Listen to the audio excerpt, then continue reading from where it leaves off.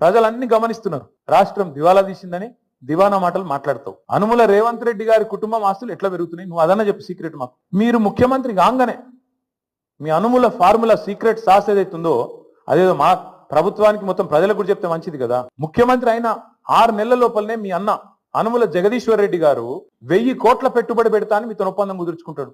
స్వచ్ఛ bio అనే company వస్తుంది, 1000 కోట్ల పెట్టుబడి పెడతాను ఆయన ముంగట్టుకొస్తాడు.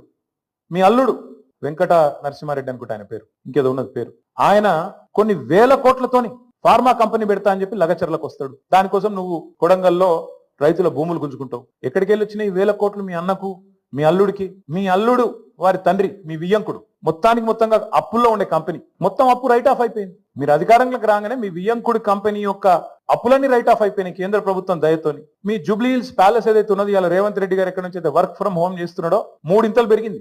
పెద్దమ్మ గుడి దాకా వచ్చిందట. కొద్దిగా అయితే